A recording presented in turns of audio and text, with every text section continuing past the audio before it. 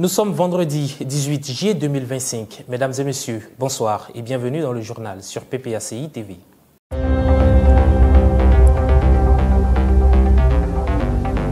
Le PPACI et le PDCI RDA ont présenté mercredi 16 juillet les actes constitutifs et les organes du Front commun.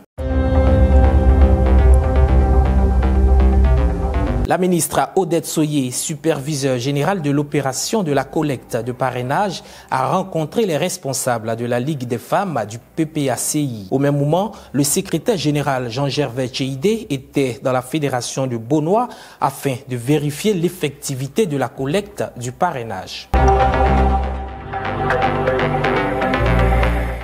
Superviseur général de l'opération de la collecte de parrainage.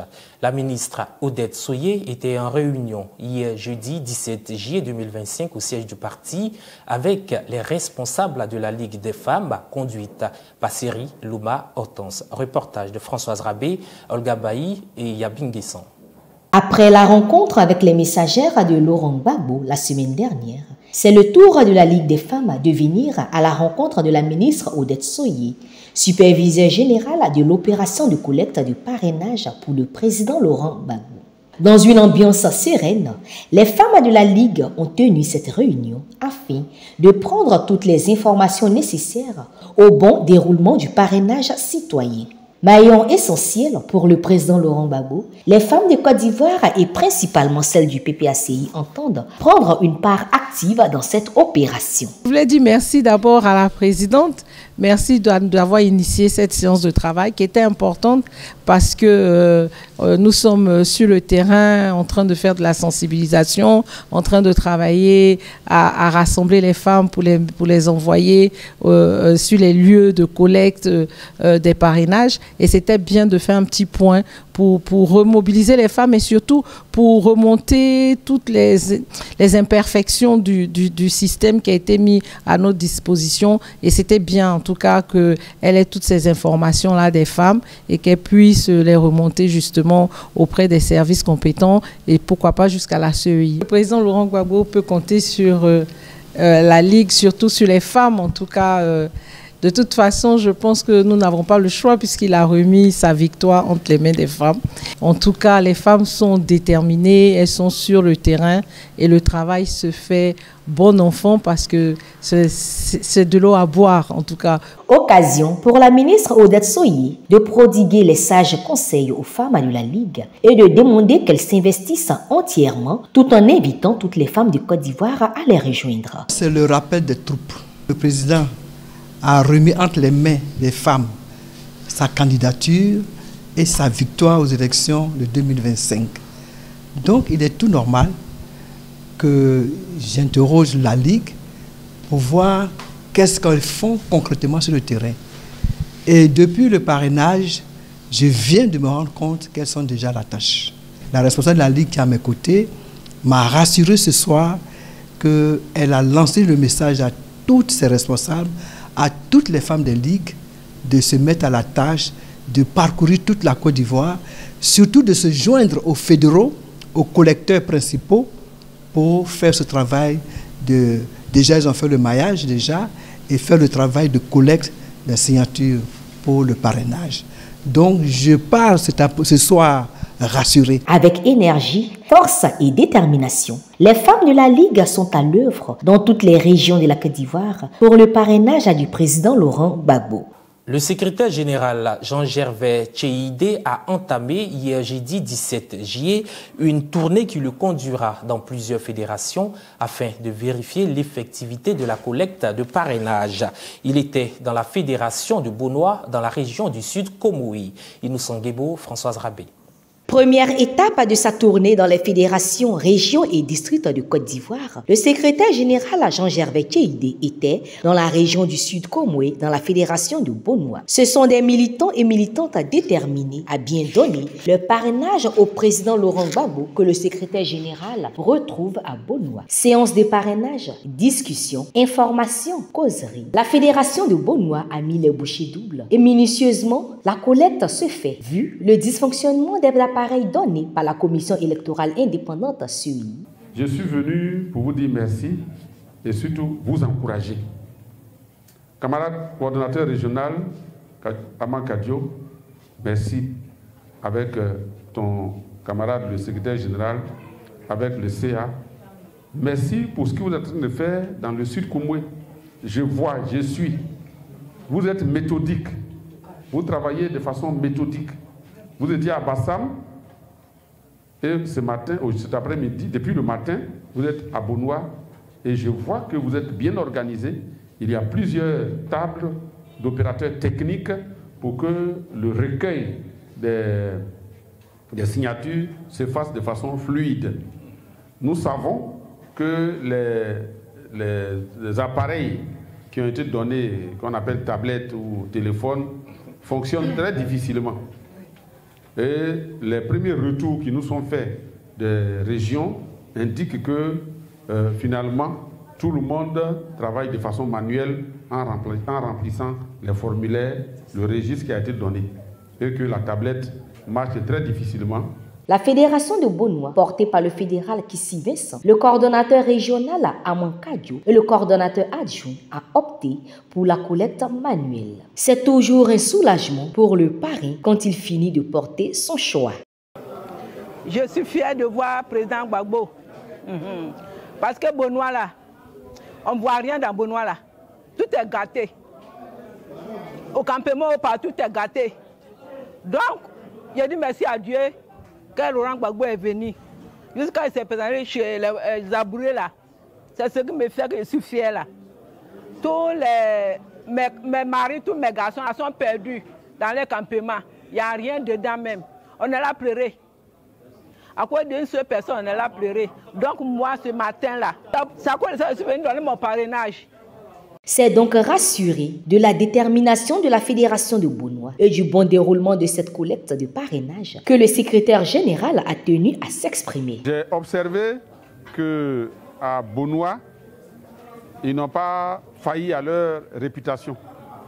Ils ont fait respecter la tradition qui est qu'à Bonoua, rien ne se passe comme ailleurs lorsqu'il s'agit de Laurent Gbagbo. Lorsqu'il s'agit de Laurent Gbagbo, la détermination ici, elle est plus forte, elle est visible et elle fait plaisir à voir. Je suis arrivé dans ma tournée des fédérations, des points de recueil des parrainages et mon premier point de chute, ça a été Bonoua pour des raisons affectives parce que je considère que je suis aussi du Sud Komoué et j'ai été bien adopté ici. Mais j'observe que nos camarades de Bonoua sont très bien organisés. Mais au-delà même de nos militants, c'est la population qui est admirable d'engagement et de constance et de fidélité envers le président Laurent Gbagbo et tout ce qu'il représente. Mon message a donc été un message de remerciement, de gratitude, mais surtout un message d'encouragement à aller de l'avant parce que nous comptons beaucoup sur Bonoua pour apporter un nombre remarquable de parrainage à la candidature du président Laurent Gbagbo. Sur toute l'étendue du territoire national, Laurent Gbagbo se poursuit et le secrétaire général compte bien se rendre dans le maximum à des fédérations d'Abidjan et des régions pour cette vérification d'ici le 26 août prochain. Les organes constitutifs du Front commun, du PDCI, RDA et du PPACI ont officiellement été présentés le mercredi 16 juillet à la maison du PDCI, RDA, 6 à Cocody. Les responsables de ces organes ont décliné les missions et les objectifs de ce Front commun. Olga Bailly. Après avoir présenté le commando opérationnel et des directions du Front commun, Damana Adiapikas ne cache pas les attentes du peuple vis-à-vis de cette union. Les Ivoiriens portent un grand espoir sur ce front et tous, autant que nous sommes, nous devons mériter de cette confiance et être à la hauteur de la confiance que les Ivoiriens ont placée en nous pour que en octobre 2025, une gouvernance humaine puisse s'installer à la tête de notre pays. Je vous remercie. L'acte qui a réuni les militants des deux partis n'est pas une simple signature, mais un engagement mutuel pour sortir les Ivoiriens de l'ornière, selon le président exécutif Sébastien Dano Djedje. Chers amis, Cette journée appartient à l'histoire de notre nation. Non pas parce qu'elle marque une simple signature entre partis, mais parce qu'elle scelle un moment rare et précieux. Celui du dépassement, celui de la lucidité politique, celui de l'intelligence nationale. Nous voici réunis, non pour additionner nos forces, mais pour fonder une espérance commune, bâtie sur la volonté d'agir ensemble, de la vérité, la justice et la paix. Quant au coordonnateur du PDCI, Akosi Benjo, il a rassuré les populations de la volonté de son parti à se fondre au sein de ce front pour une Côte d'Ivoire démocratique. Après la déclaration du 19 juin dernier, le PPRCI et le PDCI ne remplissent pas simplement une formalité juridique et administrative. Ils prennent acte de la volonté de la majorité des citoyens de dépasser les différences politiques pour œuvrer ensemble à l'avènement d'une Côte d'Ivoire retrouvée et réconciliée. Le communiqué final marque clairement l'attachement des différents partis à la paix et la stabilité du pays. À l'attention des Ivoiriennes et des Ivoiriens, le Front commun adresse un message porteur d'espoir, de fermeté et de paix. Ce projet politique est à la fois viable, légitime et structuré et incarne la perspective d'une alternance démocratique crédible, basée sur le respect du droit, la méthode, l'unité et la mobilisation républicaine. Au sortir de cette cérémonie historique, empreinte de faits marquants, de nombreux cadres ont réagi. Je dirais que nous aspirons à la confiance des Ivoiriens, mais c'est au Front commun de démontrer aux Ivoiriens que les Ivoiriens peuvent nous faire confiance. Et c'est ce qu'on va s'évertuer à faire en occupant le terrain, en mobilisant les populations. Il revient, c'est de la responsabilité de l'opposition, de politiques responsables qui aiment la Côte d'Ivoire, de se rassembler et de convaincre les populations sur le terrain. C'est un sentiment d'espoir qui m'anime aujourd'hui, l'espoir de ce que l'opposition se retrouve, que la Côte d'Ivoire se retrouve, l'espoir que la Côte d'Ivoire se retrouve aujourd'hui pour parler de l'avenir de la Côte d'Ivoire. Les élections qui arrivent sont tellement importantes qu'il fallait que ce Front commun se crée. Aujourd'hui, les actes du Front commun viennent d'être signés, et les objectifs sont connus, c'est de faire en sorte que les élections soient justes et transparentes en Côte d'Ivoire. Un événement que des mouvements, des militantes et militants des deux partis n'ont pas voulu manquer. Nous sommes venus dire aux Ivoiriens, il faut qu'ils se mettent ensemble vraiment. Parce qu'une seule brindille de balai ne peut pas balayer. Il faut plusieurs brindilles de balai qu'on met ensemble et c'est plusieurs brindilles de balai là qui balayent. D'aucuns pensaient que ce front n'allait pas être fait. Mais voici aujourd'hui, ce front a vu le jour et nous allons finaliser les documents et les publier pour montrer au monde de la nation unie pour la Côte d'Ivoire, tous unis pour les élections du 25 octobre 2025. Depuis Bonois, le président Gbagbo a lancé un appel. Il a dit aux Ivoiriens, celui qui reproche quelque chose à ce gouvernement, qui se rejoigne à lui pour former un front commun, pour animer ce pouvoir en place. Aujourd'hui, nous sommes là pour apporter nos soutiens au président Laurent Gbagbo. Nous sommes là pour apporter nos soutiens au président Tidiane Thiam. Nous sommes là pour leur dire, nous les Ivoiriens, nous sommes prêts à les accompagner. Nous sommes prêts à mener ces batailles. Nous sommes prêts à aller de l'avant. Parce qu'avec Gbagbo, nous savons que c'est la vérité. Avec le président Tidiane Thiam, nous savons que c'est la vérité. La cérémonie a connu une mobilisation des militants qui croient forcément en cette conjugaison de forces afin de donner un souffle nouveau aux Ivoiriens. Un dialogue politique s'est ouvert entre le Rassemblement des Oufouettistes pour la démocratie et la paix, RHDP, et la Coalition pour l'alternance pacifique en Côte d'Ivoire, CAP Côte d'Ivoire. Quels sont les enjeux de ce dialogue et à quoi pourrait-il aboutir? Des questions auxquelles tente de répondre Ange Abraham.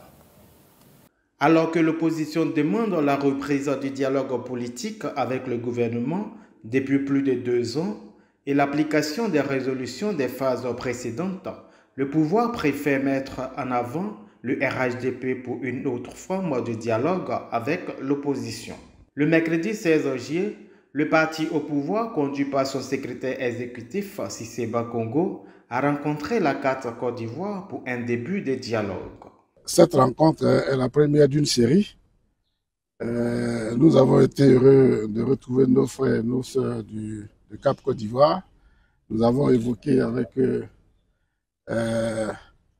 les questions qui les préoccupent, mais qui préoccupent aussi certainement beaucoup d'Ivoiriens, auxquels nous avons adjoint d'autres questions.